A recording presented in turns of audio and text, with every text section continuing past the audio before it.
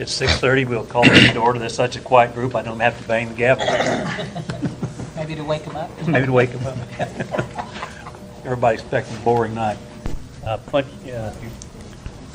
Punch your speakers, make sure there's a green light on your mic.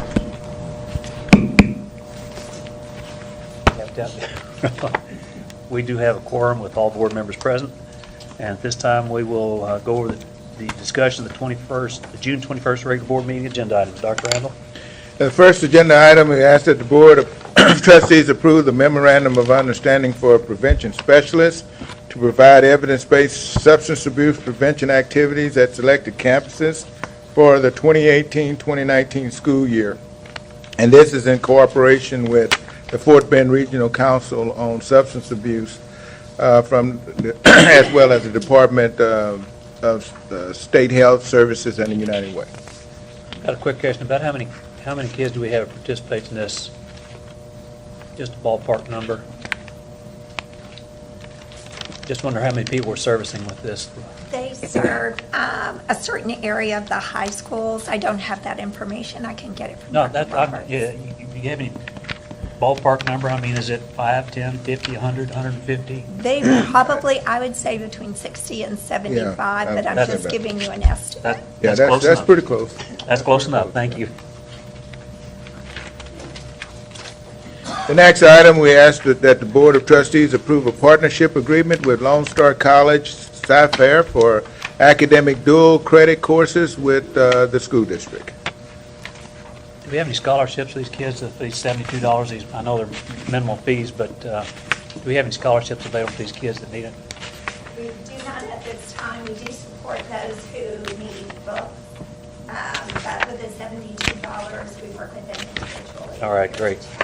Thank you.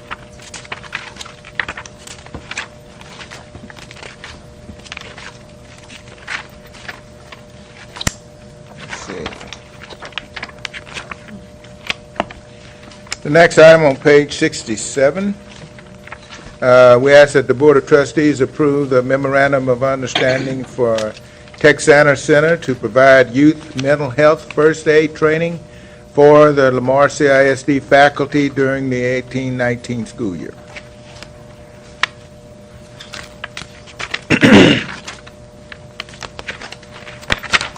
The next item, we ask the board to approve the interagency program agreement between Lamar CISD and the Behavioral Treatment and Training Center, Texana Center, for the 18-19 school year. This is one of those programs that we do annually. The next item, we ask the board to approve the interagency program agreement between Lamar CISD and Richmond State School Living Center for the 18-19 school year and authorize the superintendent to execute the agreement.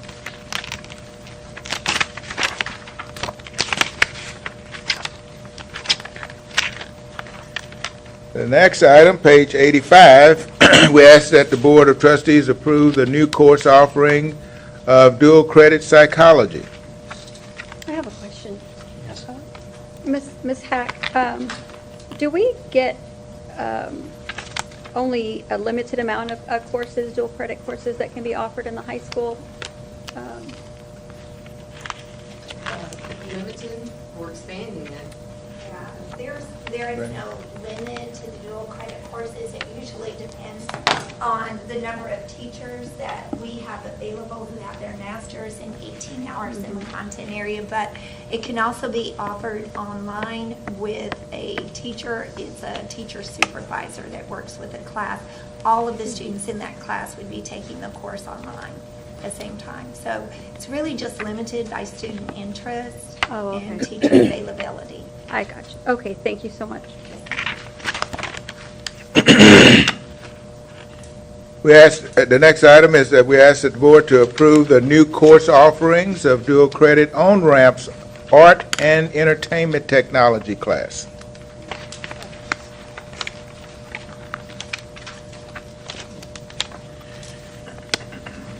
The next item, we ask the board to approve the interlocal cooperation agreement with Equal Opportunity Schools in the amount of $122,000 and authorize the superintendent to execute the agreement. This is where most of you are aware, where we've increased the number of kids taking AP courses. This is the group that we work with that. All right. I have a question. Yes, okay. On page, let's see, I think it's 96.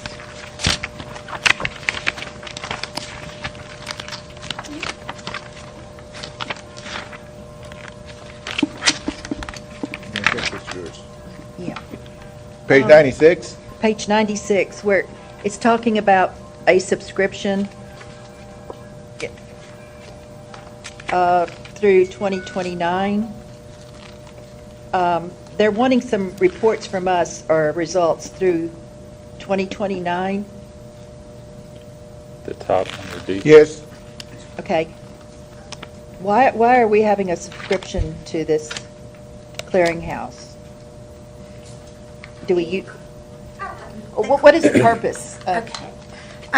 In order to evaluate the student's progress, we have a data agreement so that we exchange their enrollment information so that we can actually use their data tools.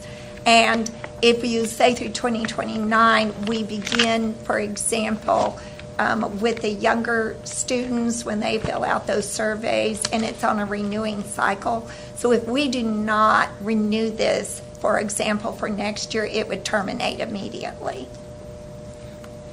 So it continues on. Is this a way of following the students, say from the freshman through college, or? If we were to continue with them, yes, ma'am.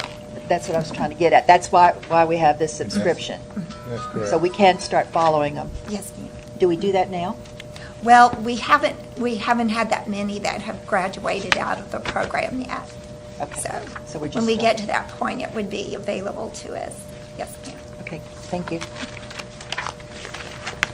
So this is helping track our student outcomes. Yes. At your table, we added some information for approval of the Inclusive Playground Project. And so we are asking that the board approve the purchase of equipment for the Inclusion Playground Project to be implemented at Hubernack, Frost, Jane Long, Williams, and Taylor Ray Elementaries at a cost of $17,852.50 through the Buy Board Cooperative. And the number kept going down even until a few minutes before the board meeting. So Jill was just so excited, just like the stock market, she kept watching it go down and down and down. So How are we funding that? It's funded through IDFB formula grant, All right, federal government. thank you. I have a question. On this equipment, I know we have the PTA and PTO that donates money for the playground equipment. Has this never been brought up that we could use that money to purchase some of this equipment? Not to my knowledge, it has not. It's very specialized and unique equipment specifically for students with physical disability. So it has not come up to my knowledge. Okay. Is that something we could talk about in the future to include just a little bit of the equipment? I'm not saying the whole thing because I know it's very expensive. I think the need for the type of equipment depends on the different programs that might be housed at each campuses, and it is rather expensive, so I'm sure that they look at the benefit to the students or the number of students. There may be some campuses that do not have any students that this would be appropriate for. So I think it's definitely something that is probably based on an individual campus need. We can certainly share it, and I know once it's installed, there'll probably be a lot of interest in those in looking at it and seeing if it would be appropriate. Just because that's one of my fields of working with children, Yes. will there be a special area? I know they're going to have the fall area, all that material is going to be Yes, there. ma'am. But is it going to be like closer to the building, or is it going to be further out like most of the equipment is? I think Is that it will- something that we talk about, or? I think I'm going to use a big word for me here in architecture, the footprint of the building. It will probably depend on where it can be located and be the most convenient and accessible based on on the slope of the playground. And one last question, is there a cover for all this equipment? I do not know that. I don't think so. I'll With have the to check sun, on with the that. sun and Yeah, with special needs, sometimes they cannot be out there in that heat. that's true. I will check So, on that. I'd like to- yeah, I'll know. check on that. I'll be Thank you. glad to. Thank you. The next item, we ask the board to ratify financial and investment reports.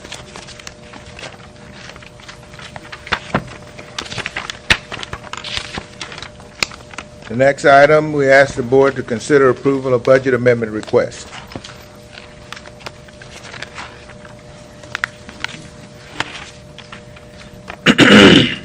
Next item, we ask that... Just 1 second, on page 117, the very last one there, the overage charges for the management print services, what happened to that $102,000 of overage charges?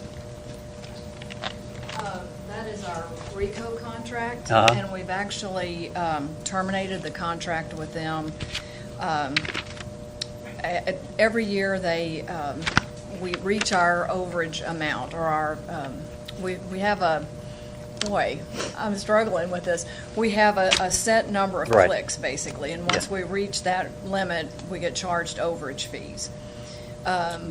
We had a very difficult time with RICO getting our overage bills, and so we've received 2 bills for overages in 1 year, causing our budget to be short, and so we've needed to amend the budget in order to absorb both of those bills and finalize our contract with them. Okay, all right, thank you. The next item, we ask the Board of Trustees to consider approval to delegate contractual authority to the superintendent to obligate the school district under Texas Education Code 11.1511C4 as described below for 2018-19 school year. How close are we getting to being a recapture district? Awfully close. We still have a ways. We okay? We're still in the gap. We're qualified as Chapter 41, but we're not in the recapture where we have to Right. choose one of the contract. So we're flying under the radar. The 100 and something kids we enrolled today, if we keep doing that, we will be okay. It's only when our enrollment decreases and our values continue to increase where we'll get into the Chapter 41 I just didn't know where we were this far. And the more kids we have in special programs, it causes the weight of them to go up, so our WADA goes up, and that also keeps that number down. All right, They said they Just- had just curious. 12 new kids registered today. The next item, we ask the Board of Trustees to for approval of revision to Section 401 Plan Document due to changes in the Internal Revenue Code.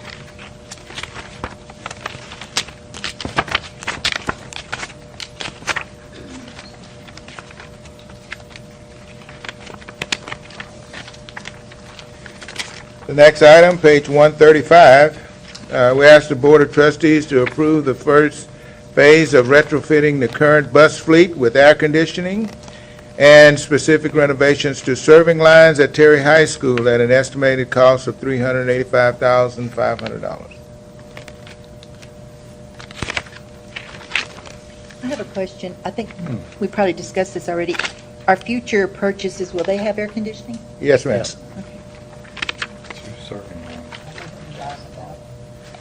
Yeah, the last round of buses, they have the air conditioning, and they're the ones that have the perimeter cameras, internal cameras, all the good stuff. The next item is page 136. We ask the board to approve increasing meal prices for the 2018-19 school year. And as you notice that meal prices for lunch is the area where we are recommending price increases. Why not the breakfast? Has there been any? I mean, we're going up on the lunches, why didn't we go up on the breakfast? You know, I don't have that information, but I will get it and have it for you Thursday. Actually, there's a different formula that we're dealing with the breakfast side. So, but I can't remember the specifics of that. We'll have it for you on Thursday. Has there been any discussion on actually changing the meals? If we're going to charge more for them? What, you Yes, want there edible too? is. And the two new Well- serving lines that are going in at Terry, they're two opened up because of their growth. So we'll have 5. And I think you'll really like the design and the self-select and the menu options. And we're really looking at that. At Terry? At Terry and at the others too. And the middle schools, they have requested that they follow a more secondary type menu since they are secondary. So we are looking at discussing those things as well. So- But we have to keep in mind that we can't add extra butter and sugar and stuff, what makes it really taste good. But we can add a flavor station. Yeah, and we're working on that. Uh-huh. Student advisory group, Station. I like that. There has to be a workaround. It's called BYOB, bring your own butter. Yeah. If that would be enough, I gotta pack 2 lunches every morning because my kids won't touch it.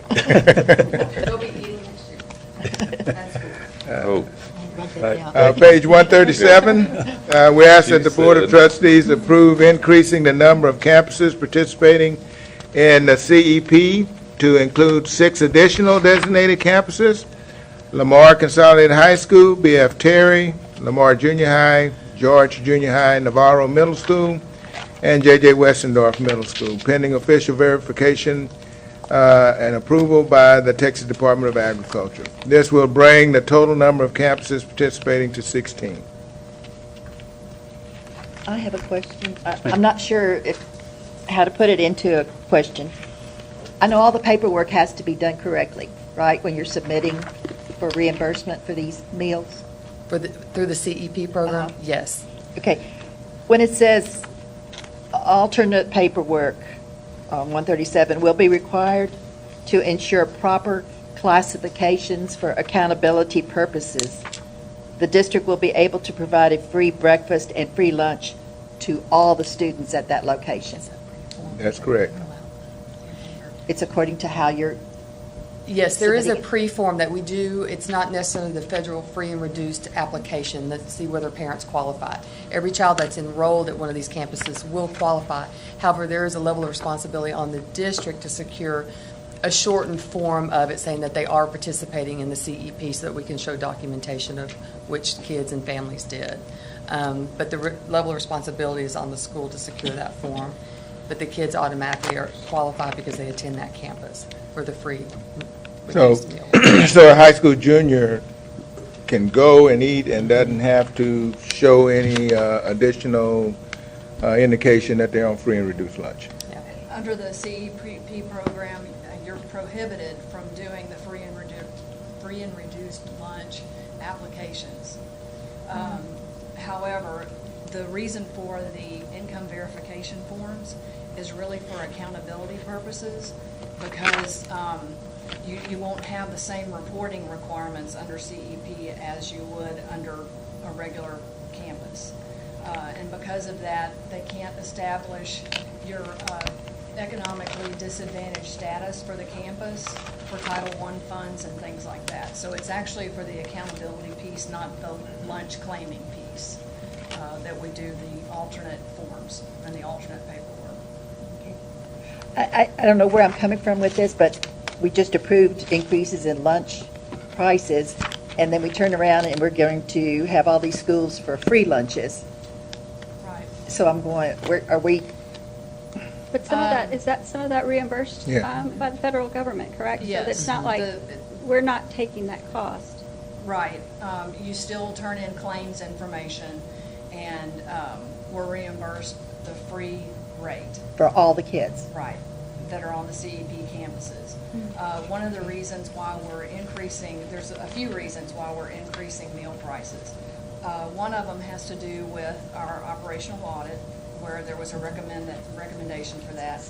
The other main reason is because of the 2010 Healthy, Hunger-Free Hungry. Kids Act. I always stumble over the name of that act. But it requires us to reduce the difference between the free reimbursement rate and what we charge. So the free rate, I believe, is $3.40. And until we can get close to $3.40, they're not happy, basically. So we're trying to get closer to the $3.40. but still staying reasonable. Okay. But you're stuck to their guidelines as far as what you can serve. Yes. No change Yeah. in nutritional guidelines. I thought that Sugar there were butter. some changes. Remember when they said we could bring their frying pans back? Oh. No. There have been some changes. Oh, okay. In 2014, there was some significant changes, and so those are being reviewed and looked at and what can be done. Thank you. All right, thank you. The next item, we ask the board to approve revisions to EIC local to eliminate provisions related to graduates prior to the 2017 and 18 school year, and to increase the grade point weight for dual credit courses taken by students entering ninth grade in the 2018-19 and beyond.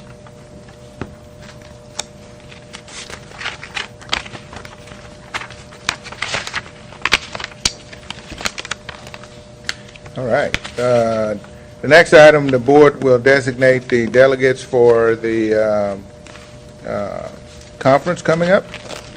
Does anybody want to fill their name in that, so we'll have it for Thursday evening? You want to do it again, Somebody else Kay? wants to, I. I could be a backup for her. All right. Okay. Thank you, ladies. All right.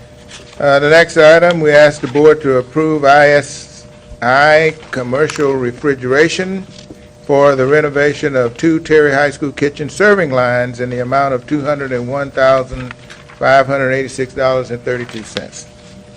These are the lines that Ms. Hack was referencing. And the budget is that from a bond or is that? That's in the That's- 2017 bond. Okay. Next item, we ask the Board of Trustees to approve the one-time purchase of 5 truck tractors from Kishrich Truck Center in the amount of $430,060. Are these the tractors that are going to be pulling our new trailers? Yes, ma'am. Yes, All ma'am. right. That's it. Guess if you don't have one, you don't have the We got a complete rig. Gotta have something to pull those things. Is that new or used? They're not new. They're really nice new ones. I mean, used ones. Gently Gently. Gently Gently. pre-owned? I don't know. Or are they new? The prices, we did, on our bid, we went out looking for used. And you got new ones. And we specified a 14 or newer with a minimum number of miles. And we got several bids back. The one that we chose, they actually are new tractors. Oh, But here's the deal, they're leftovers. They're 2017 models. Oh, no. And we're getting them around $30,000 off of what a new 18 model would be. So when we did the grading on it, they look, like they're a used price, but they're actually brand new. That's because I was going to go to the next page and ask that question. 89, okay, or 86, and Yeah, Yeah, we exactly. All right, we got some explain it to quotes me. before, and these are a good $30,000 less than a new 18 would be. So we're very happy with it, and we think that's the best deal that we ran across. Yeah. Good job. And then I won't have to do this again, as long as I'm here, probably as long as y'all are here, they'll last. that's good news. Good. well, good. Thank you. That clarifies that bid tab for me because I was confused. Thank you. Yeah, that's one that price is like that. Great, thank you. Thank you, Mr. Jones. The next item, we ask that the board approve the purchase agreement for TASB Energy Cooperative Member Purchasers Fixed Rate Transportation Fuel Program. This is locking in the fuel for those tractors that we just talked about. All these little parts. Wish I could get these looked up. Next item, we ask the board to approve an interlocal agreement with Region 4 Education Service Centers for facility management and operation administrative management services. I have a question. Ma'am.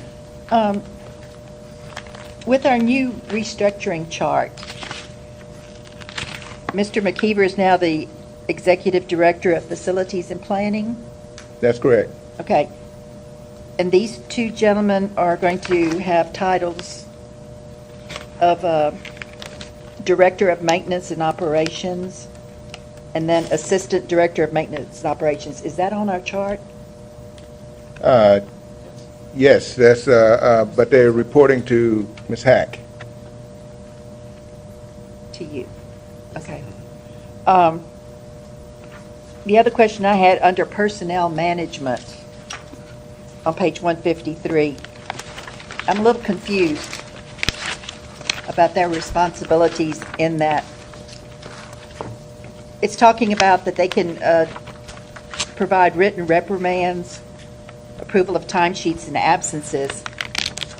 And then I was reading on the next page, 155, where it says, this agreement shall not be interpreted or construed as creating or establishing a relationship of employer and employee.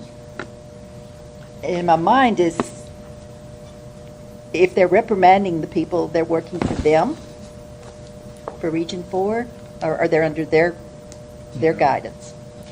Right. I'm a little confused about that. Well, this has been in the contract for the last couple of times. It's, that the contract has come forward to the board. And we work with Human Resources. If there's a disciplinary action that has to take place, then everything goes through Human Resources. We just want to make sure that we spelled that out in the contract so that if there was a need for disciplinary action, that we could issue that discipline. But now you'll be answering to Ms. Happ, Yes, ma'am. and Kevin won't have any That's mine. Yes. any responsibility in that. But any type of disciplinary action that Mr. Morgan or Mr. Carrillo needed to take, they would be in conjunction with Dr. Bowen and Human Resources, and I would be notified as well. Approval of timesheets and absence from duty requests. The timesheets, they review them prior. They were turned over to Mr. McKeever to review and to approve prior to turning into payroll. That would now shift to me, so that's what we're doing right now, is changing workflow. Well, I guess that was what was the chain of command. That's what I was trying to understand. Okay, thank you.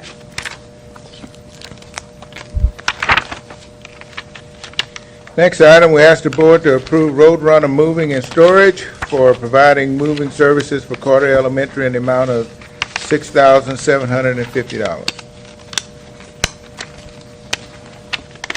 The next item on page 161, we ask the Board of Trustees to approve Pure Speed Lightwave for fiber data connections for Culver Elementary in the amount of $53,583, and authorize the board president to execute the agreement. When's the last time we did a market check on the competitiveness of Pure Speed Lightwave? It says we've been doing business with them, but how long have we been doing business with those folks? That's a construction project that wasn't business. Well, all right. Since we've been here, started with Bentley Elementary School, Lindsay Elementary School, Carter Elementary School, and now with Culver. So prior to that, I don't know what the history has been. Three recent schools, how did we select them in the first place then? Was it a competitive bid the first time?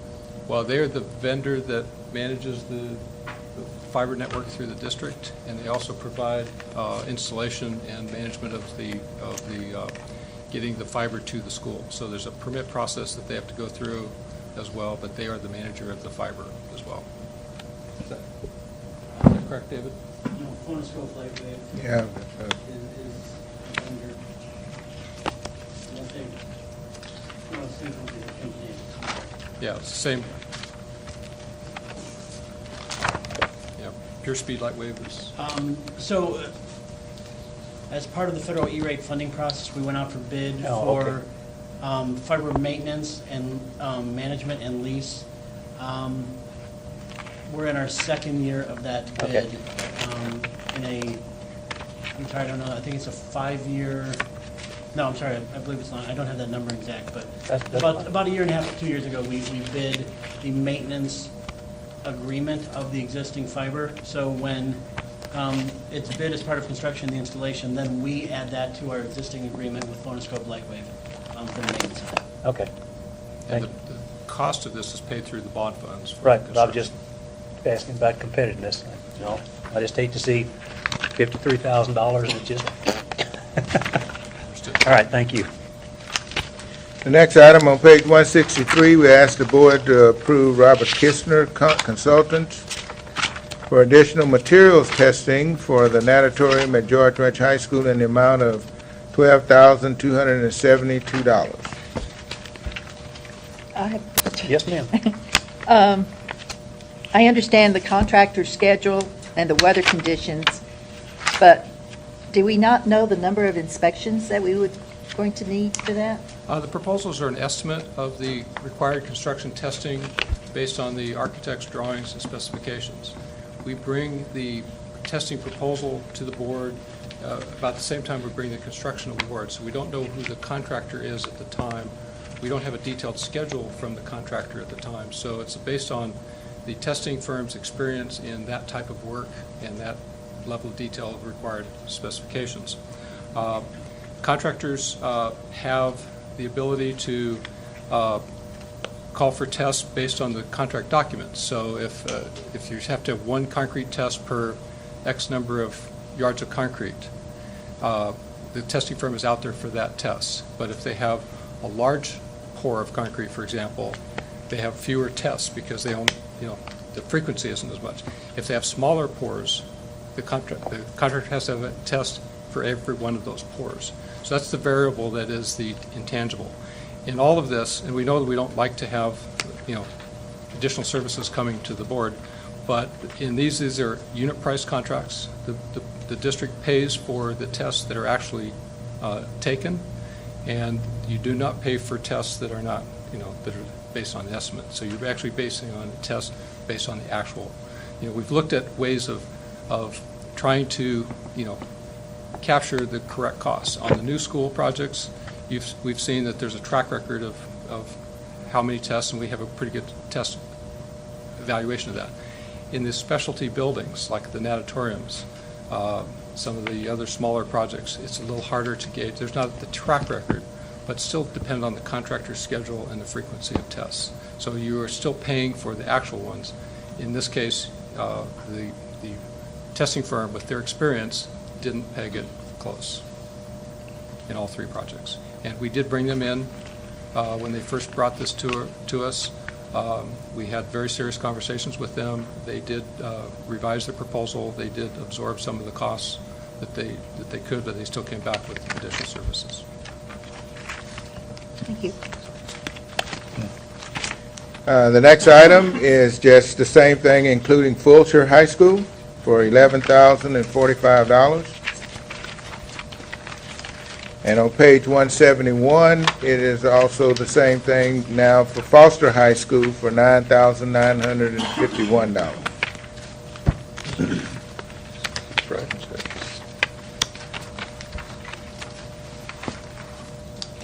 Next item on page 175, we ask that the board approve the deductive change order number 1 in the amount of $683.60 and final payment of $5,375.03 to Millis Development and Construction for the construction of Terry High School's baseball complex improvements, and authorize the board president to sign the agreement.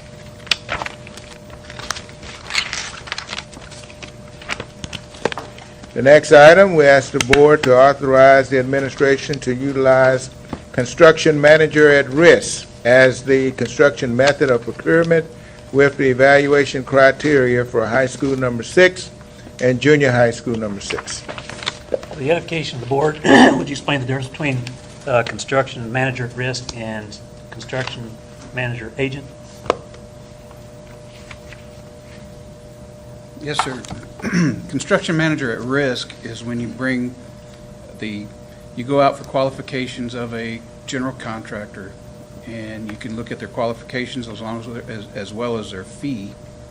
It's a one-step process, and then you bring that general contractor on board during design, and they will help you to create a guaranteed maximum price for that job before you do anything as far as construction goes. When you get the GMP, it will come back to the board, the guaranteed maximum price will be approved, and then that contractor's set. It will not go over that. Then they take the risk if it does go over that. A construction manager agent is more of a consultant, and if you did a agent, then the district would go out for the subcontractors, and we would have contracts directly with the subcontractors if you did CM agent. CM agent is a consultant that we use as a program manager as well. So I hope that explains it. Does that help those of you that haven't been down this road once or twice before? Thank you. Have we ever done this management? Construction management at risk Yes. is every Not one at of- risk, the other one. Yes. Construction With the management consultant? agent, yes. Vanner, Rice and Gardner is a construction manager agent, and prior to them, Gilbane was a construction manager agent for the program management. What's the timing on selecting this? What's your estimate of timing of getting this manager at risk selected? Now, I'll let the architect help me with that, but we're looking probably over the next 3 months is getting them going. When school starts gearing back up, we're going to look at bringing in design committees so that we can start that, and during that design process, we would like to see them to be in that process. So we're looking at September as far as bringing the CM at risk on board. All right. Is what we're looking at. When you say design committee, does that mean that we're looking at changing the design of the secondary campus? No, ma'am. In every one of our, even if it's a repeat design, we have a design committee that we bring together, and it gives that school its own identity. It'll still be the same type of floor plan and things like that. It's a site adapt to that site. Yeah, we basically made that decision last month when we selected PPK to do. Right, the architect. Yes. Yes, ma'am. Great. Any other questions on that? I have a question. Yes. Did you say that we have, or the district has done a at-risk? Yes, ma'am. George Ranch, actually Foster, George Ranch, and the Fulshire complexes were all done as CM at risk. Those weren't done under Gilbane, or at least? Gilbane was the CMA for the program management of that bond, yes, but Gilbane was not the general contractor. We had a CM at risk for the general to build the school. Does that make sense? Why would we need both? Gilbane was the CMA, construction management agent, to be the program manager for the entire 2006 bond and the 2011 bond. So they didn't just oversee the construction general contractor of George Ranch and of Fulshire. They oversaw the construction of the entire bond program. Right. It's like Mr. Rice and them don't build our school. Right, and I understand I understand that part, but I guess we haven't awarded this bond yet, correct? To a CMA.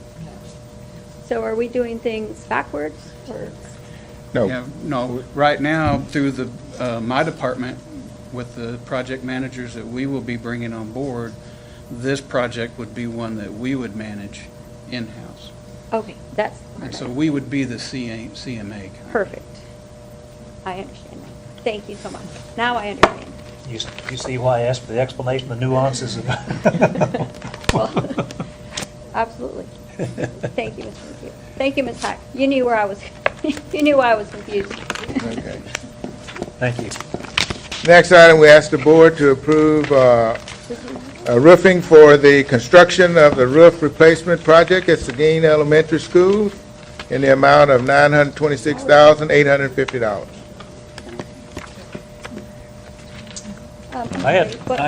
Go ahead, you have a question on that one? I'm still thinking about that.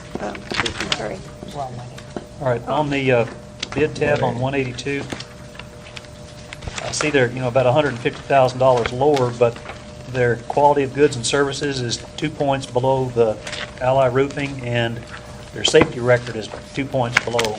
I assume you perceive that $150,000 is worth the those two risks? You see the first two lines there? Yes, sir.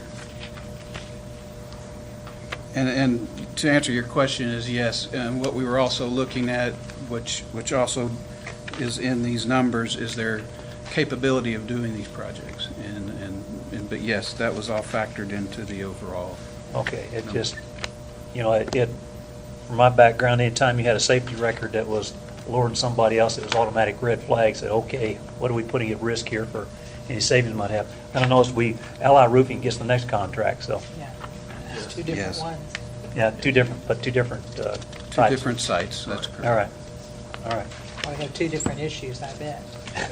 Yes, ma'am. All right, Yes, ma'am. great. Thank you. Next item on page 183, we're asking the board to approve Allied Roofing Services in the amount of $805,251 for the project at Austin Elementary.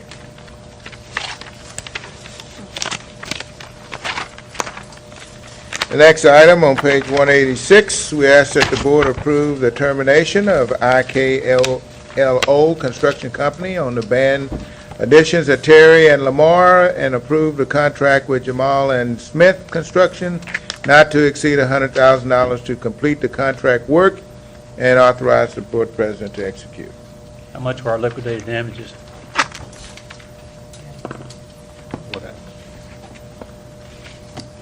We have assessed $30,000 total on $15,000 per each school for being 30 days late on substantial completion. When this contractor reached 60 days past that substantial completion date and still hadn't completed the punch list work is when we started this termination process. It just wasn't up to the task? They've not been up to the task the whole project. Todd Lean from VLK Architects, principal here, is their responsibility is to verify that the work is complete per the contract documents or not. And when we were looking at, and Todd's firm did the punch list work and then verified that the punch list is not complete. Correct, and we worked with the contractor all the way through the projects. We could sense that there was problems at the beginning, and we provided as much help as we could because we never want to get to this process. And we provided as much as we could to help them, but at the end they just weren't able to complete and do the things and complete things as they should have. All right. Have y'all worked with this group before? We have not, no. What about the one that we're approving? Jamale and Smith, yes. They Yes. are a jock contractor that works for multiple school districts around the area as well, and has come in and actually evaluated the remaining work based on VLK's remaining punch list work. This morning, we did finalize the agreement with Jamale and Smith, and so we have a $66,247 final agreement. It's within the recommendation of within $100,000, so we'll be bringing that contract to the board for Thursday night. And we've got $60,000 in liquidated, $30,000 liquidated damage. Yes. Half of it, anyway. Yes. Well, $66,000 is the contract cost, plus the $30,000 of liquidated damages is roughly about just under $100,000. We have withheld about $170,000 from the contract so far, so that there is sufficient funds to do this work. The good thing is the district will get a quality completed project under budget and still have some resources for the pain and suffering for the hassles that everybody has gone through. When do they, once they get started, when should they be able to? We put in the contract September 30th just to make sure, but we're anticipating this completed before school starts. Because these band halls need to be built. Yes. The biggest issue has been the sound doors between the band hall and the new addition. We tried to have the contractor bring in a qualified firm to repair those correctly. They chose not to use our suggestion, and so that will be the long lead item that if doors have to be reordered, but we're jumping on it real quickly. Is that going to affect, like, because they'll be preparing for the school year? I mean, do they work inside and out of the band members? Will they be, affected by the stress distinctions? Well, most of the work is going to be inside. Most of it's cosmetic finishes. The doors themselves, they would use the qualified firm that we suggested the first time, and they'll do whatever they can to repair, but they'll make a quick decision on whether they have to reorder. But we will work around the school schedule to make sure that the impact is as least as possible. But it will be a quality job when it's completed. That's the thing that this will give you. All right. Thank you, gentlemen. Yes. At the last facility committee meeting, I mean, none of this was talked about or discussed, that we were headed maybe down this road, no red flags. Now we're terminating a contract. Yeah, one in May- contract and issuing another. In May, the contractor was still working on punch list. We knew that they were making attempted repairs, and they did make some progress. And we're continuing to, but it was very lackluster. when you get to this point, and we had the choice of, when they reach 60 days past substantial completion, there's another liquidated damage clause in the contract that's another $500 a day. We could have gone down that path. The problem is, I didn't feel that we would get the completion done at that point, because as Todd says, we've been dragging them across the finish line. We've been working with their subcontractors directly, because they are not supervising the work, and with the board schedule, not having a July board meeting. If we didn't do it right now, we would be looking at more liquidated damages, which is just taking money. We need performance. So we made a quick suggestion, a strong suggestion that it's time to pull this work. Otherwise, you'd be in August making this decision and not having confidence that you would get the work done, and then we'd be into the school year trying to get it done. So the band directors have already put up with a lot of not having the use of those buildings as much as they'd like. So it's a choice that the district has to make, but I think it's the right choice on this one. Well, I think you did, if I'm correct, bring forth some of the punch list and one of them I think was about the doors, soundproof doors, that you did say at the last meeting that you were trying to get that resolved. I just wasn't, I mean, we're 60 days behind now, so we would have been roughly 30 to 45 days behind at the last board meeting. I just didn't know. I wasn't aware. And we didn't, this was a choice that came down to the end of that 60-day period, trying to get them to finish properly. It's a tough decision to have to make, or recommendation to make. You have to make the decision to accept it, but you would not have a quality project finished if you don't, and I'm convinced of that. When you lose confidence. Well, and I think we also have to keep in mind that that's $170,000 that most of the time, most of us would look at that and think there's no company in the right mind that would not finish that project. So, and they also, if we didn't give them ample time, they also could come back and seek some kind of retribution. So we have to, I think that you did the right thing by giving them as much time as you did. Yeah, and we protected the district's funds with this all the way through. It's the pain and suffering that you're living with. But we hope to get that wrapped up. Thank you. All right. Thanks, gentlemen. The next item, we're asking the board to consider approval of the purchase of interactive flat panels and installation hardware services in the amount of $1,052,000 in electrical work for Urbish in the amount of $6,831, and 3 project manager services from Go IT in the amount of $19,000.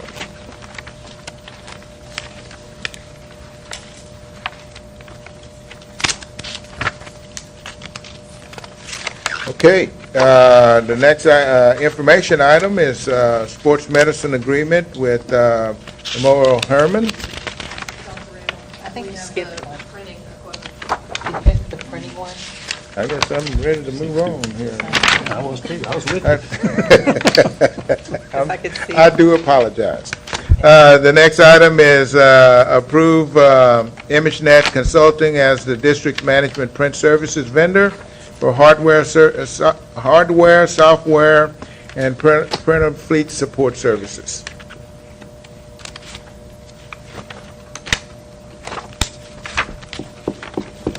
Very excited. And the sports medicine agreement with Memorial Hermann, the extension of that. And then we have a presentation for our gifted and talented program.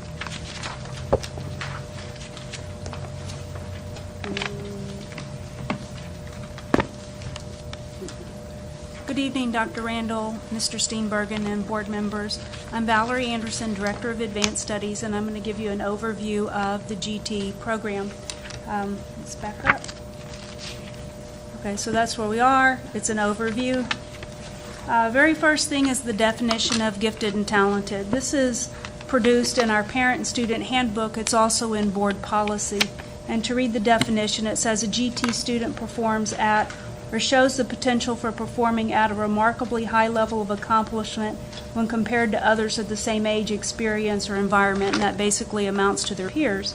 And it says that they exhibit high performance capability in an intellectual area or excels in a specific academic field. Our district philosophy is also printed in the parent and student handbook. The philosophy that states in the book is that advanced learners in this ISD, including the faculty, staffs, and the board, is that every student deserves the opportunity to advance academically as far as his or her ability, motivation, and effort can take him or her, and they have access to the opportunities as stated above, and it's guaranteed to every student regardless of gender, ethnicity, economic position, language proficiency, or disability. And notice that the first part of that says the philosophy regarding advanced learners. I would go back and say that's the philosophy regarding all learners. Okay, what do GT students look like? Well, we usually compare GT students to bright learners. So on the left-hand side, you have the bright learner column, and on the right, or the left, you have the bright. On the right, you have the gifted. So as a board member, you can ask yourself, are you a bright learner or are you a gifted learner? If you're a bright learner, you know the answers, but if you're a gifted board member, you ask the questions. If you are a bright learner, you have good ideas, but if you're the gifted learner, you have wild, silly ideas. If you're the bright learner, you learn mastery within 6 to 8 repetitions. I'm sure all of you are gifted board members because it only takes you 1 to 2 repetitions. Well, maybe not. Maybe. We hope so. The bright learner works hard. The gifted learner plays around but tests well. The bright learner is in the top group, but the gifted learner is beyond the group. The bright learner is pleased with their own learning, whereas the gifted learner is highly critical of themselves and their learning. We are governed by the Texas State Plan, and this is what you would see if you went to the TEA website. It doesn't have the pretty blue on it, but that's the old version. Now it's just stripped out and it's all print. But what you're looking at is the requirements and guidance given to districts in this program. And you have 5 components in there, 5 chapters, if you will, and it's student assessment, service design. The 3rd is curriculum instruction, the 4th is professional development, and the 5th is family community involvement. And so I'll walk you through these pieces quickly. If you open up that plan, what you would see is there are 3 columns. Everyone has the section at the top, section 1, but the columns are important. When you look at the column, there's the first column on the left, which is a C, that's a compliance column. And then you see the middle column, which is the recommended, and then you see the last column, which is exemplary. To go follow your state laws, you need to stay in that compliance column. If you're in the compliance column, you're meeting all the requirements. They give you the recommended and exemplary as ways to build your program. Okay, section 1, student assessment. That looks like that's a long slide, but basically this is the nuts and the bolts of the program, and the fact that it tells you you have to have all the written policies for the GT program. That includes identifications, transfers, furloughs, appeals, and that's all in board-approved policy. Second part is that you have to have qualitative and quantitative data, and you have to have at least 3 or more pieces of data. You have access to assessment for all students, and all students have services that are available if they qualify for that. And the final determination of all services is determined by three people. I can't just say, oh, you're in the gifted program and you're not. It takes at least 3. We usually use our facilitators, which are 15 facilitators. Okay. Taking all that information, if I put it all together, it's on a profile sheet, and that's what you would see for a student. And so going through our profile sheet, it might look different than if you were in Katy or you were in Fort Bend. And so our profile sheet has the COGAT and the OLSAT, and that's the qualitative piece or quantitative piece that they want. We also have the portfolios and the tabs. Tabs are a teacher inventory, and that's the qualitative. You have 9 pieces of data, whereas the state requires you to have 3, so we go above and beyond on that. All of our kinder, 2nd, and 5th grade are given the COGAT, that's screened by the COGAT, and grades 1, 3, 4, are also screened if the parent nominates themselves, or if the parent nominates the student, if the teacher nominates the student, and the student can actually nominate themselves. Nominations are accepted year-round. We ID kinder through 5 in a general intellectuals ability, and then when you hit 6 through 12, we go through with specific subjects. We have appeal system set up where there are 2 levels of appeals. The first level of appeal is data collection of the OLSAT. That's going to be the quantitative piece. And then we go back and we offer to parents a level 2 appeal, and that appeal is for our parents to bring the qualitative data, the piece that we can't see by giving a test. We usually have our appeals about 15 minutes long. Parents are allowed to, bring what they want where they feel like their child is gifted. We've had everything from art projects to papers to poems to different languages, so it varies in how that parent sees their student as being gifted. Okay, Section 2, Service Design. Our program is divided into the elementary and secondary. Our elementary is K through 5. Our students are placed in cluster classes, and if you look at a cluster class, the ideal would be a 6 to 10 number of students per class in that cluster group. The principal would go back and say, before I cluster, I'm going to look at teacher training. Our teachers have to be trained. They could look at student personalities. If you have 2 students that are GT students and they're fighting all the time, you probably would not want to put them in the same class. And then gender. You don't want to isolate either one of the genders. You would like a mix if you have that. That's an ideal situation. Our GT classroom teachers provide services in the 4 core areas. That's your math, science, social studies, and ELA. And they add depth and complexity to the district curriculum. And then you have a GT facilitator, and that facilitator provides advanced thinking skill development. They're looking for the problem solving, the critical thinking, and they have a pull-out program for 90 minutes during the week. So I want to look at the pull-out program in particular. The pull-out classes are with the facilitators that we just said, with the 90 minutes, but it's really looking at the thematic curricular units. And so if I talk about a theme, I'm talking about a big idea. If it fits in a theme, the theme would be like a structure or a system or a relationship, something huge. And then if we talk about our units, it's very specific, which would be like coding, countries and cultures, speleology, ornithology, that's the study of caves and study of birds. If you aren't familiar with that. Cryptology, radiology, etc. And so I could take coding, which is a unit, and I could take that unit and say it fits under different themes, which could be a structure, it could be a relationship, it could be a pattern. It could fit multiple themes.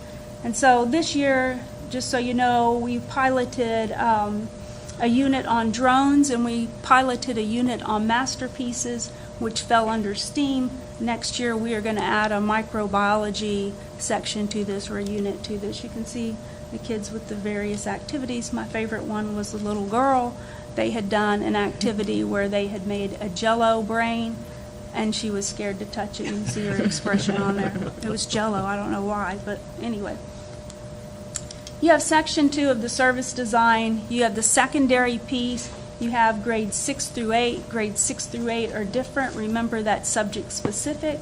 We have project-based learning in grades 6 through 8. You'll hear it referred to as a TPSP, Texas Performance Project, and that's just a basic project where the teacher can elaborate and add more if they want to.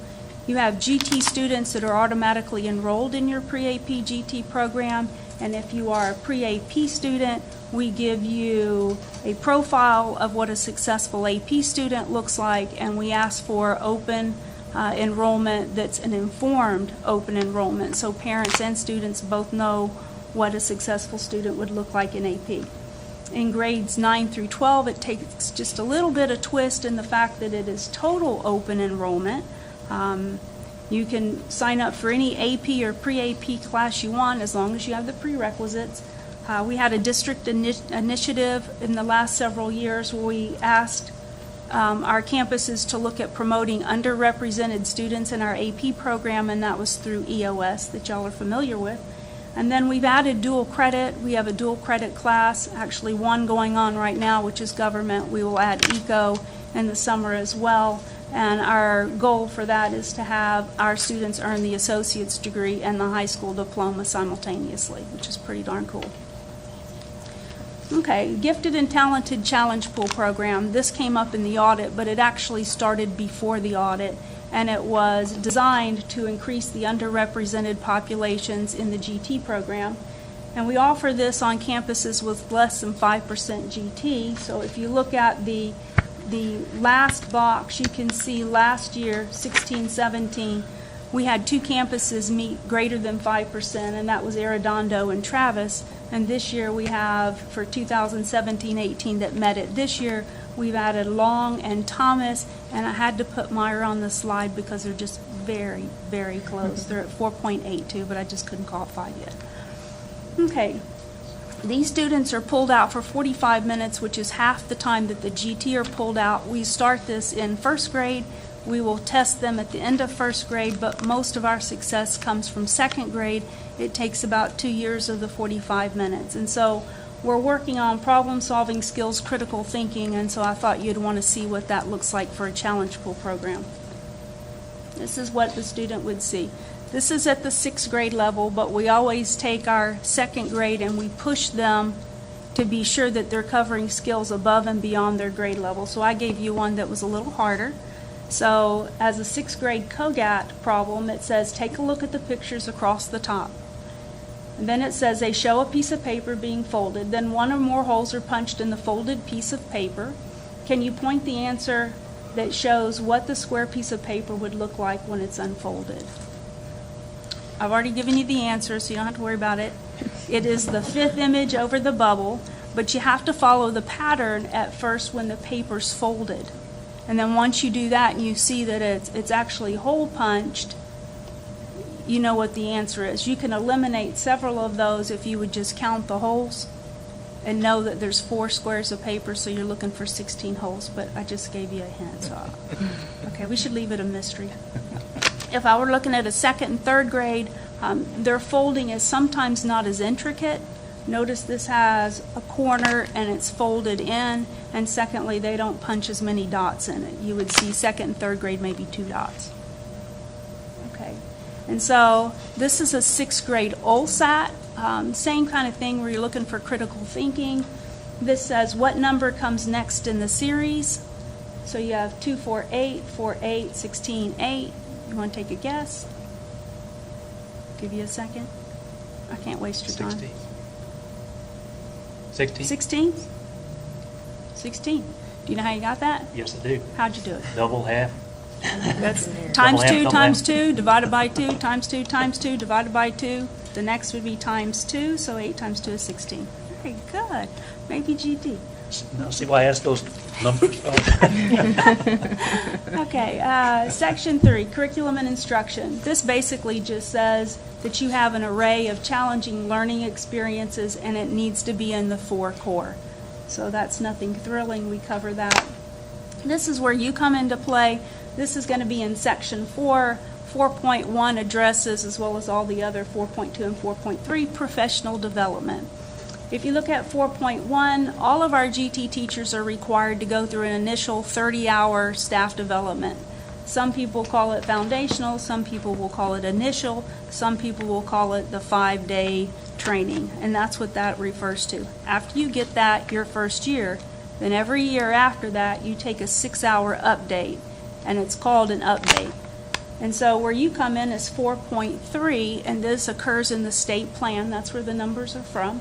And it says the local district boards of trustees are encouraged to pursue professional development on the Texas state plan for the education of gifted and talented students.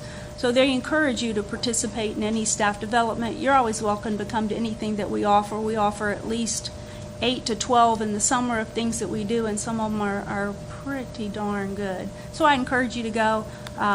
We also are a member of the Houston Co-op, so if you want to travel to nearby communities, you can take staff development from them as well, but nothing's as good as what we offer. Anyway, just saying.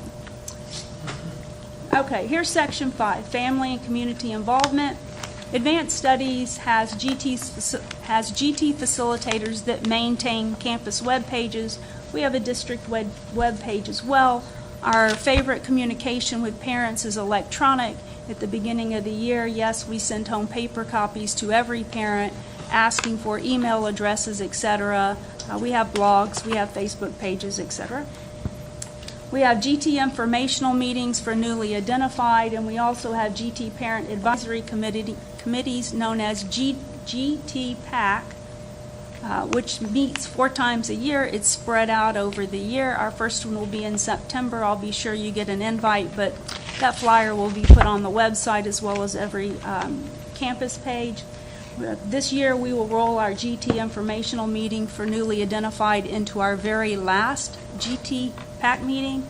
We have a high turnout for newly identified, and we think if we get them in that last meeting and set kind of an expectation that you come back and start a year of GT PAC meetings, it would increase the attendance for the PAC meetings.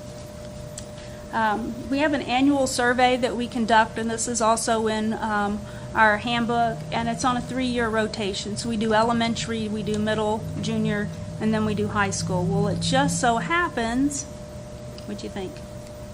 That we did elementary. So that fits right in with what we had in the elementary. So I want you to know what our critics say about us.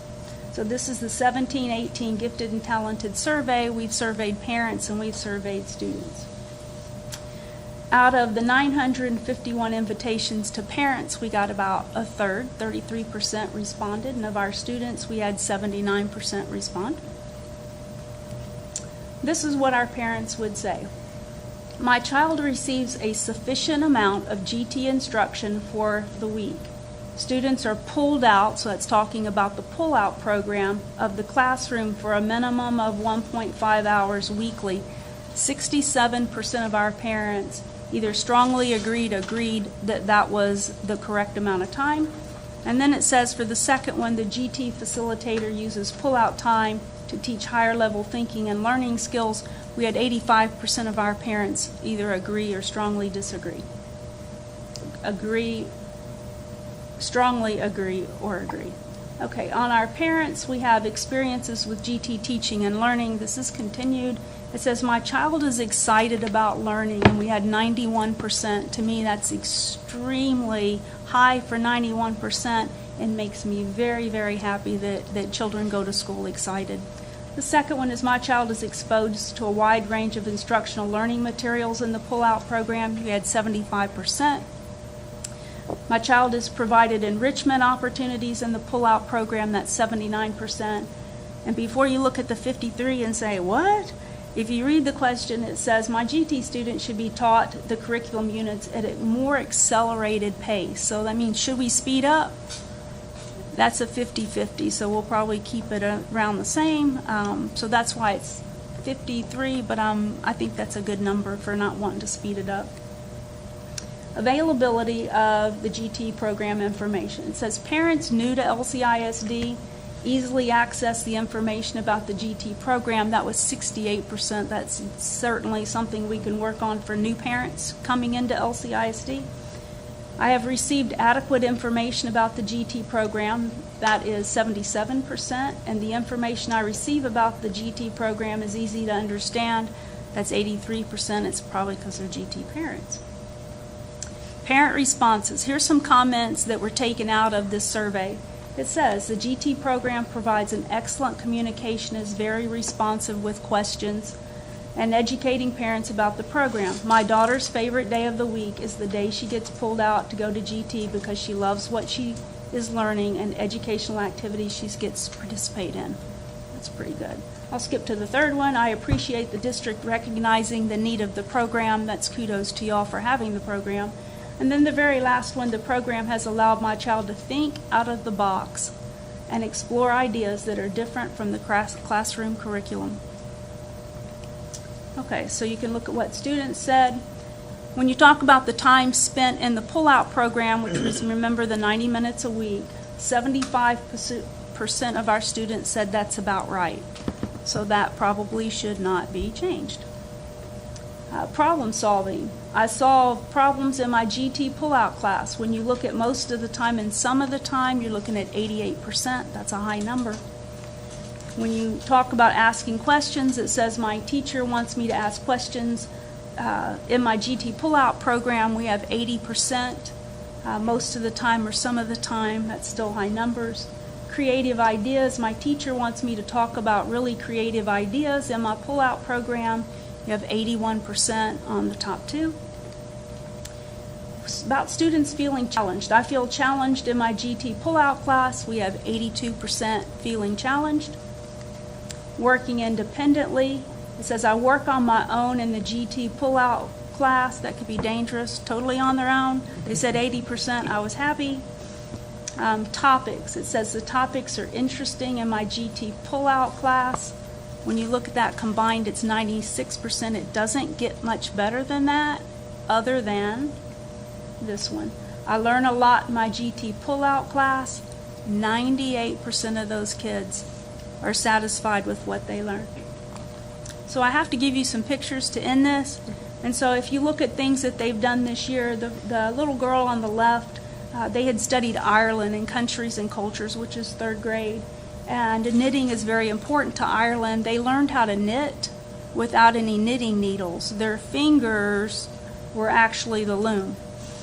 So that was very exciting for them. And I thought, oh, God, guys aren't going to like this. They loved it. And so they all wore necklaces and bracelets and even a belt.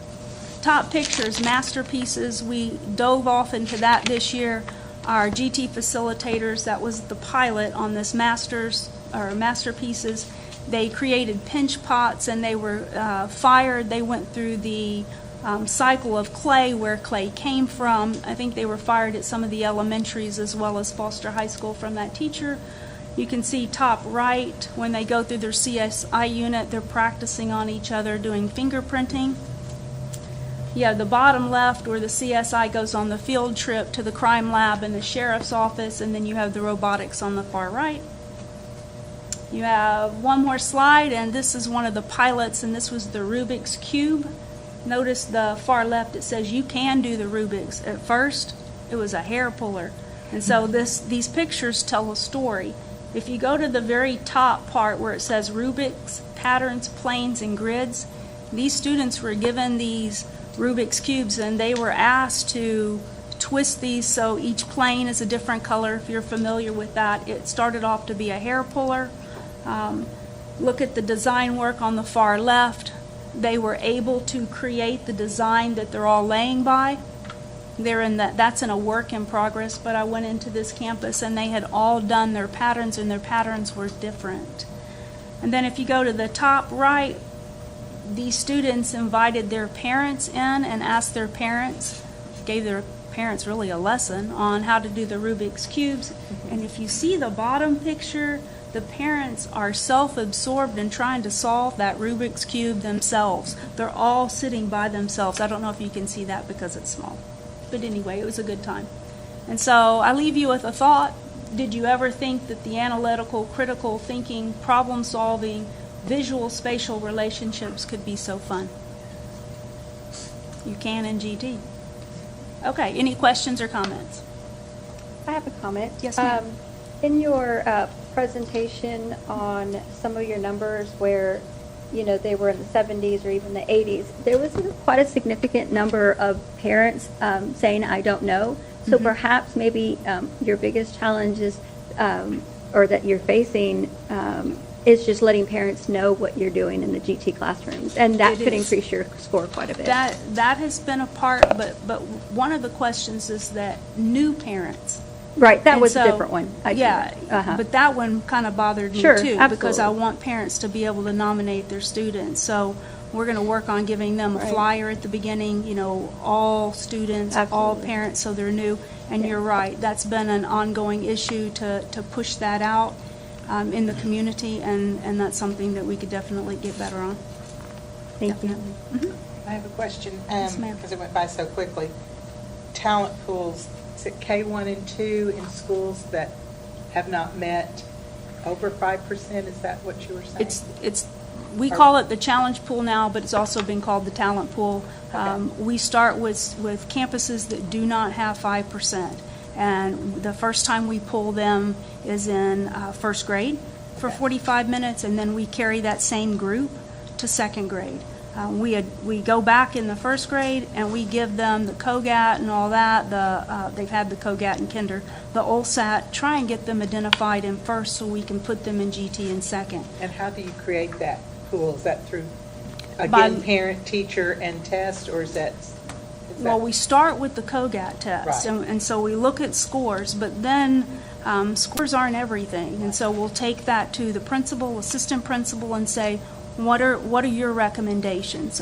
What we can't tell is a repeat kindergartner that has really high scores. And we put a repeat kinder in there, on the list, and then we go back and filter.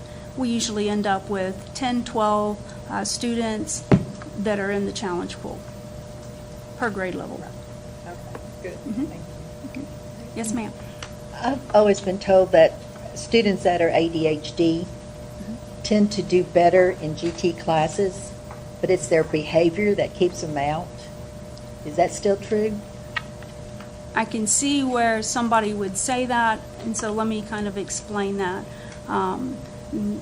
Those students are usually all over the place, and those students are usually not teacher pleasers. And so when they're not teacher pleasers and you hand a teacher a tabs, kind of like an inventory of what you see in that student, the tabs could come back low. And so, it's soft data is what we refer to as. And so we will go back, and on our profile, they don't have to have a tabs. They can have a portfolio, either one or two portfolios, which counteracts that tabs. We'll even go back if the tabs is close and ask the teacher, do you really, stick by this because you filled this out at the beginning of the year? Would you like to go back and revisit that because you're looking at the end of the year? So they do get in to the GT program, and they can be ADHD. But what we have found is those are some of our best students because we're very hands-on and very interactive, and they do just fine. Yeah, because they're not doing Right. continuously the same thing. We do not sit in a desk and work. I have another question. Sure. My grandson lives in a different district, and kindergarten, and his teacher is GT certified, but she has a regular class. Mm-hmm. And she basically asked, they didn't have, I guess, a GT class, and she got permission from the parent to use her talents and to just keep pushing him. In our district, do we do that, or do we just have a specific 45 minutes or 90 minutes that they go to the GT class? If they're identified as GT, they're automatically pulled for the 90 minutes. What we have found is there are students that are close, or score-wise, or teachers will say, that score's not close, but I know there's something there. And so our GT facilitators work with the teachers on those campuses to give them the materials that they need. And it's usually that student will be identified within the next couple of years. So Just takes a little bit. it just takes a little bit longer. Mhm. Okay. Thank Any you other for sharing this questions? with us. This That's is very one of those interesting. neat programs that goes on in the district that we hear a little bit about periodically, so I thought it'd be good to just let everybody have a fresh look at it, so really Very appreciate good. it. Yeah, absolutely. If you need anything in the admin building, come by, stop by, talk to me. Thank Thank you you. so much. Dr. Randall? Board appointments for policy committees, for committees, period. And then we have board workshop, budget workshop.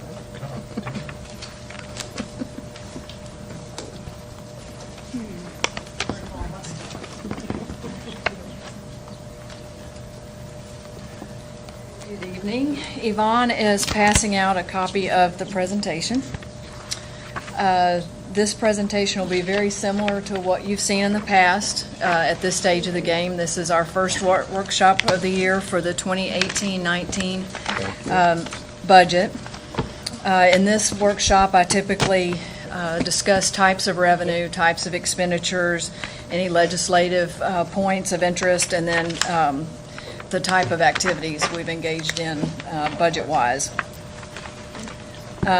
First, a reminder, there are 3 budgets that require board approval every year. The one for the general fund, the debt service or I&S fund, and the child nutrition fund. So starting with the general fund, there are 3 categories of revenue.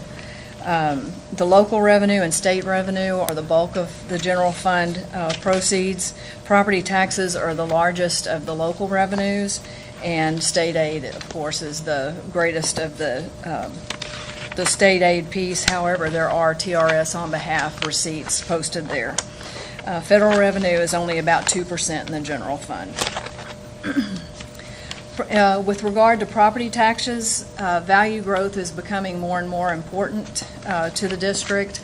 As our values grow, property taxes increase and state aid decreases.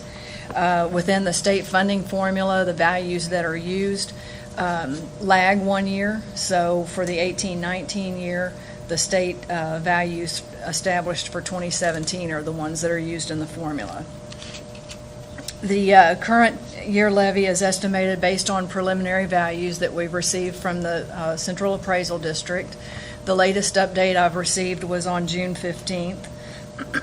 We're using a 98.5% collection rate of taxes, and we're also doing an allowance for delinquent taxes and penalties and interest.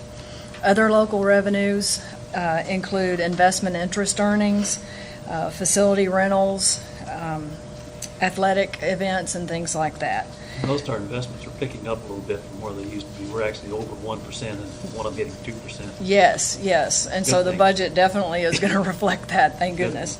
Our projected total of local revenues for the year at this point is $173.414 million. That's about 60.6% of total revenues.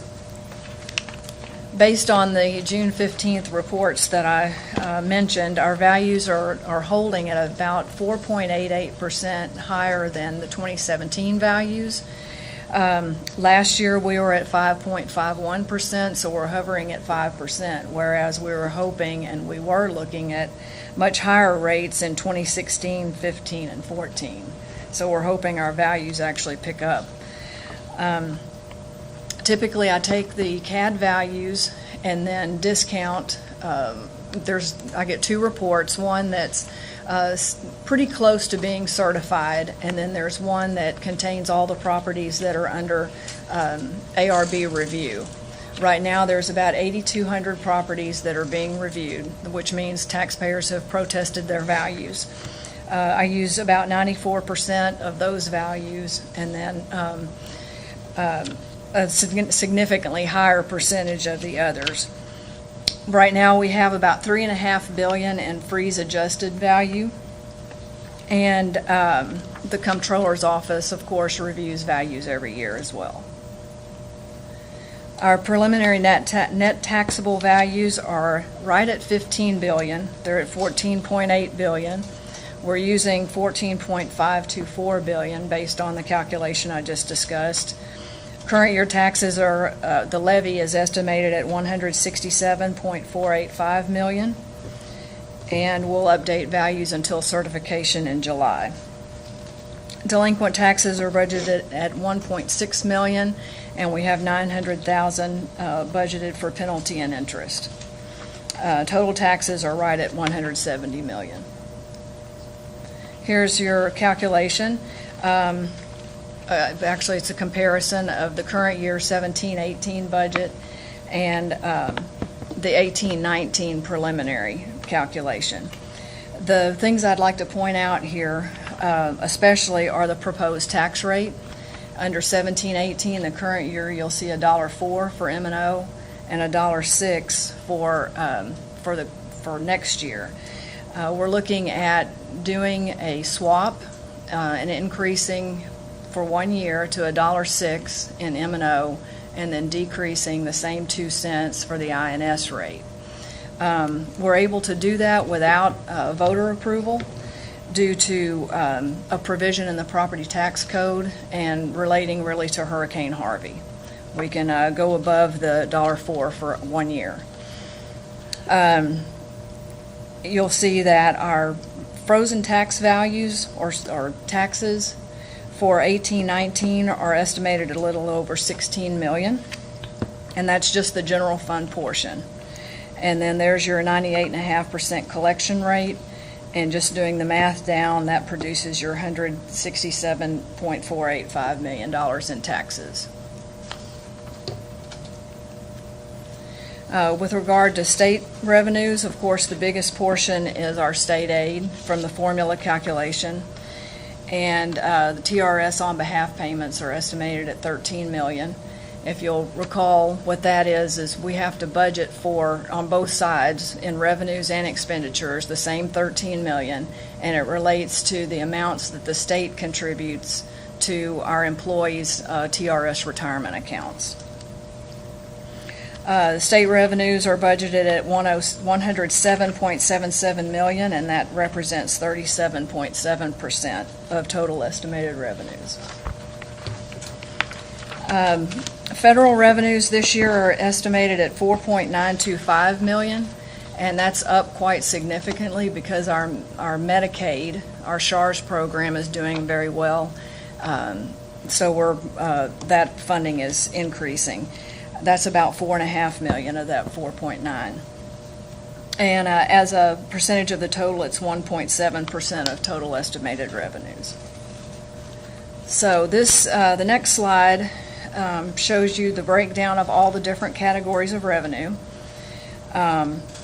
Within other local revenues, including E-rate, there's a significant amount of interest earnings. We're looking at $1.5 million for next year. And your state aid's right at $95 million, and you'll see the $13 million down there for TRS care on behalf, and the SHARS at $4.5 million. So the subtotal there of $286,106,344 is then adjusted for the 2 pennies of taxes that we'll collect. But we're going to transfer fund balance equal to that amount over to the INS fund to make it whole, so that we don't have to increase our tax rate, and we can issue the 2018 bonds and pay our debt service. But I'll get into more of that in a few minutes. So our net revenue to the general fund is about $282.9 million. This part of the presentation has to do with our processes and what we've done along the budgeting calendar. In January through May, we distributed all the per pupil allocations and the instructions to the campuses and departments, and they did their data entry. Our budget department then looked at what they submitted, made sure that it tied to what we gave them, and we produced a first pass of the budget, which is what we're going over tonight. In June and July, we'll look at special revenue budgets, and we'll do another salary projection based on, this is a high hiring time, so we've got a lot of changes within our position control system, so we continually do salary projections. And then we'll refine revenues based on property value reports and various other data that I get. And then in August, we'll take a final review of the same things we're looking at tonight, discuss the 2-part tax rate, and the budget hearing and adoption processes. The next few slides cover all of our building blocks. Of course, over 84% of the budget has to do with salaries and benefits, because we are a labor-intensive group. Our benefits also include contributions or transfers to internal service funds for our health plan and our workers' comp plan, which are both self-funded. We do allocations based on enrollment as far as the campus allocations. So you see there what the basic allotments are and the $3.50 printing allotment. All of these allotments are based on PASA estimates and also our fall snapshot. This list here shows all of the allocations that we provide to campuses over and above the basic allotment. And these are the big ticket items that are incorporated in the budget right now. $200.3 million is for your salaries, just your salaries, not the benefits portion. We are estimating a 2% of midpoint and about an average 2% raise for teachers. The teacher raise is a flat $1,200. And for the people paid on midpoint tables, it's 2% of midpoint. Benefits and allowances are budgeted at $42.34 million. Utilities a little bit over $8 million. Fuel for transportation is a little over $1 million. Technology, $4.35 million. Our insurance, about $1.5 million. Our CAD fees that we are allocated, and plus our fees to the county for the collection of taxes combined is $1.685 million, and about $325,000 for new classroom startup. So the $287.68 million estimated expenditure budget at this point in time is shown there by category, object category, with the biggest being payroll and benefits, of course, at $242.7 million. The next category is all of our contracted services. Now, when you compare the $282.9 million that I discussed earlier in revenue to this $287.68 million, we're at a deficit position of about $4.7 million right now. When I've looked at our value reports and estimated probably the best case scenario of where the values will land between state aid and taxes, we could see another $1,750,000 come to us, which would bring that deficit to a little bit under $3 million. A deficit of $3 million at this point in the process is actually really good. We could, if worse came to worse, we could balance a budget at this amount because our budget is close to $300 million in it, and we would be able to find enough categories to balance. However, I think that we should take it for what it's worth at this point and just keep working through it and get to a balanced position. With respect to the debt service fund, we have revenues of $71.623 million, and those include our taxes, which you'll see the same type of calculation to the right, based on a 33-cent INS rate versus 35 cents, which is where we are right now. Just the taxes, the current year levy alone would be $52.139 million, and we add about $550,000 in delinquent taxes relating to debt service, and also penalties and interest. We have $13.155 million shown as investment interest. That includes capitalized interest from previous bond sales, interest on bond proceeds that we're able to transfer into INS to help offset the tax rate, and also interest earnings. And when we sell bonds, incidentally, our bond pricing is on June 27th, which is next week. So we're intending to sell about $300 million par value in bonds. And so with the higher interest rates now, we'll be generating significant interest earnings. The interest we're showing here was already generated by previous bond proceeds, and we're going to save this new interest for next year so we can mitigate tax rate impacts in the future. We're looking at about $1.1 million in state aid that's relating to the INS fund, and the $3.159 million is the transfer of the from the $1.06 M&O rate, the 2 cents, it's transferred over to this fund.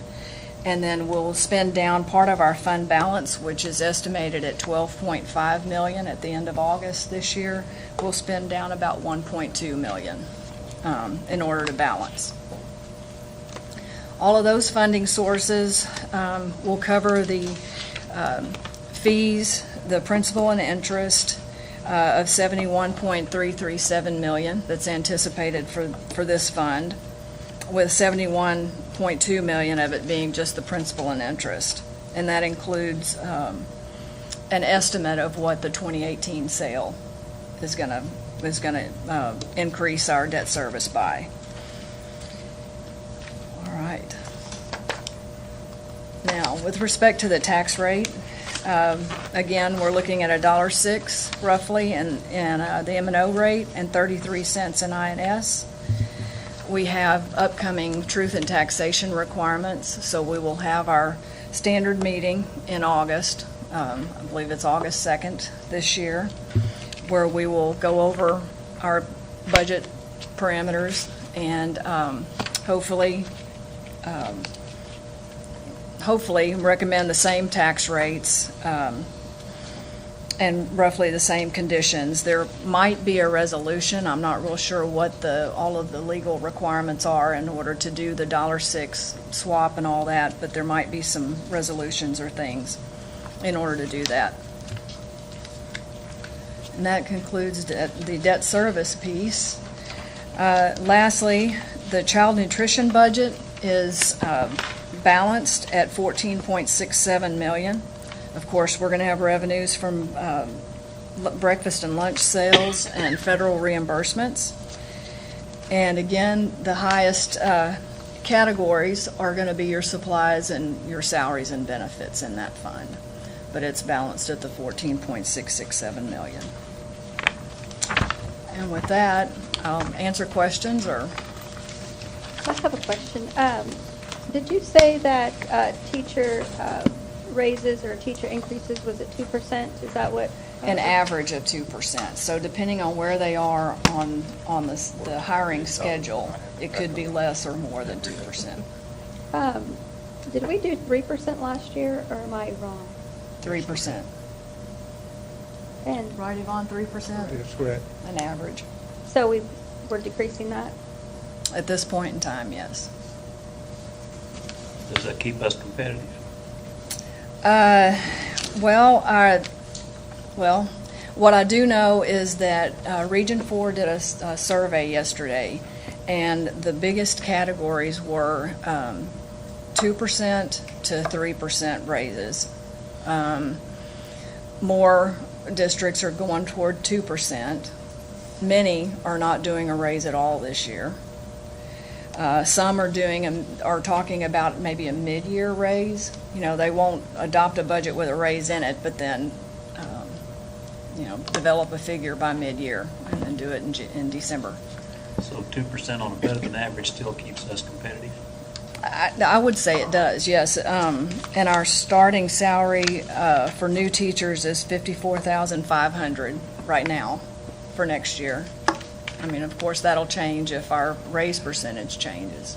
Can you tell me or kind of give me some insight on not just us, but the districts across the board? Why are we decreasing that? Why are we so tight, I guess, just in general? On the raise? On the raises. Mm-hmm.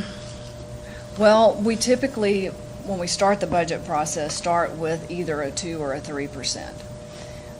This year we started with 2, and the first pass of the budget had a $30 million deficit. So, we've looked at various things and at least got within 3. Now, if our values come in a lot higher, we could probably look at another percentage, because it's usually about $1.5 million, Yvonne? About $1.6 million per percentage. Biggest ding we got from the valuations, not. That's correct. I'm sorry? The biggest ding we got with evaluations not Yes. going up as they have in the past. And every district around us is complaining So Is about that what it is? Everybody's in the same boat. Everyone's, I mean, Yes. Fort Bend Cat has finally maxed everybody out. I mean, they can't. Well, what you got to do is listen to what Austin is saying about we're going to freeze property taxes, and they're beating that into people, and we're the bologna in the middle sandwich, or squeezing on both sides. So. And another key point that sort of addresses what you're saying too, part of the way we've gotten within 3 million is increasing the M&O rate to $1.06, because when you do that, you generate additional Tier 2 money, and so that's about $6 million. If that's only 1 year, we're going to have that $6 million. That was my next question was, what are we going to do? Right, looking and that's forward? the other reason we're staying at 2%, because you have to be able to maintain or sustain the raise that you give. Next year will be a real crapshoot because you'd have a legislature session, and who knows what they're going Right. to do. So It's giving next year could be wild. a decent raise, but one that's Well, if I remember correctly, sustainable. last year, this time, we were, looking at your presentation, we were at about $4 million deficit, and we were proposing a 3% raise. And that's why I was wondering where, just in general, where it was. I hadn't There thought. are really a number of different things. You know, we've also got to fund the health plan more substantially. Go up. I mean, So- every year we tweak benefits and tweak contributions, but of course, you know, there's one pot of money and you've got to I know that a address couple all of months ago, those. we approved the health care. Did that increase I'm for sorry, our I didn't- district? I didn't, A couple of months ago, we approved the company that's going to provide our health care. Yes. Did that increase on the part of the districts? most of the administrative costs on that decreased. Where our costs are coming in are really on claims, more than administrative fees. Yes. One thing we have to factor in is while the cost per employee may decrease in administrative costs, our number of employees is consistently increasing, so that cost does increase. Right. And I think that's why I was surprised with our growth. I'm surprised that our tax value didn't increase by much more than what it did, because we're building, everywhere I look, there's a new subdivision. So I'm really I'm surprised shocked. about that. But To you be have honest, students, I'm you have shocked. to pay for another student or another 1,000 students, whatever that is, so. But there also was a greater number of challenges to the tax rate, and that's one of the things that we've been waiting on to see how many of those folks are going to get reductions in their rate. And that's a decrease in our overall percentage when they do that. Right. You mean their valuation? Value. And there are more and more protests. And they're still protesting. Yes. Jill, to hire a teacher, you giving them a 2% raise, but overall, what's the percentage per teacher that we are paying for? And I mean, I know when you hire, you have initial salary, but then what does it cost the district? What a percentage? I'm not sure if I Like understand. Social Security? Oh, Benefits. what's your Benefits what- are Okay, 10, benefits. I think we're estimating 10,000 right now for benefits, right? 6,500, Per teacher, yes, per employee. Per employee. per employee, okay. So you got another roughly 15% or something. 15%? I'm just, 54,000 and 6,000, that's about 15%. Yeah. So You it's do this the again extra in cost August too first. that It you is- have to yes. consider. Yes. Oh, and they're going to be different. They're going to be. Well, So on yeah. August 1st, we should see a lot of subjects. This also, We'll have certified values on August 2nd. August 2nd. July, the end of July typically is when they're certified. Okay. So, yeah, everything So will you be have a pretty little fixed tightening of on, the numbers. on the 2nd of August. well, seeing the way the budget comes in also reemphasizes the wisdom of not giving an additional 10% discount to Yes. last year, because that's the gift that keeps on giving and getting bigger every year, so. Well, I have one more question. So you said that the 2 cents is good for 1 year. So after the year, that automatically goes back and you can't do that again, correct? Right. This is a provision in the tax code relating to disasters, and you have to be in a designated disaster area. Well, that's Oh, possible. no. Okay, don't want so, another but one. then it automatically does, there doesn't have to be any kind of vote or anything. It automatically just goes back to what it was. Correct, to the $1.04. And at that point, we're going to be facing some new challenges, right? You know, we can either do one of the things you can do is take the 2 cents to a vote of the taxpayers, or you can do a TRE, which is a tax ratification election. And those are difficult to pass. Doable, but difficult. Well, And we could go to $1.17 with that. I'll put a little spin on that. One of the recurring themes in San Antonio was the mental health issue. We ran into districts who said, you know, they had pushback when they wanted to hire more mental health professionals. And after 2 years, they said that's the best investment they ever made. I know we've had the presentation on our wellness model, and I'm just hoping that this salary projection has enough to cover the additional folks that we're probably going to need, because you know, we talked about unloading all of our counselors, but you've got, I know, and I've already gotten rumblings from the APs out there. They're pushing back on, wait a minute, we don't have the people to do all the work that we need to do. So, you know, the rubber's got to meet the road someplace if we're going to meet our responsibilities toward that emotional and mental wellness of our students. You know, I can envision a number of folks that we need to add to the budget. So I'll just throw that out there as something that.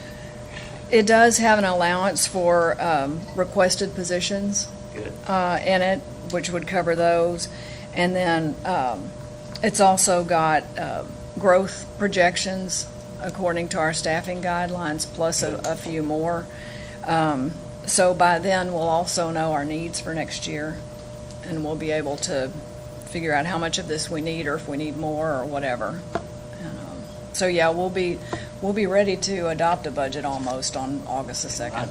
I'd hate to be the one that had to raise taxes, but our general public out there is coming to us and said, tell us what you need to take care of our kids in school. So, you know, who said, don't ever let a good crisis go to waste? Well, Because Austin sure isn't. Austin's not going to help, and like I said, who knows what's going to happen next year. So I know it's a quandary for us, but something we need to keep in mind. But we're better off than most. So Yes. We're better off than most. All right, any other questions? All right, thank you, I appreciate it. Thank you All so right. much. Thank you. Are there any questions about any of the remaining information items? If not, one thing I did overlook was audience to patrons. I don't think we had anybody sign up tonight, did we, or did we? Mr. President, we have no audience to patron speakers this evening. All right. I'm sure they would have waved their hands. We do have one item for closed session, so we will now adjourn to closed session pursuant to Texas Government Code Sections 551.071, 551.072, 551.074, and 551.082 of the Open Meetings Act, and it is 8:17.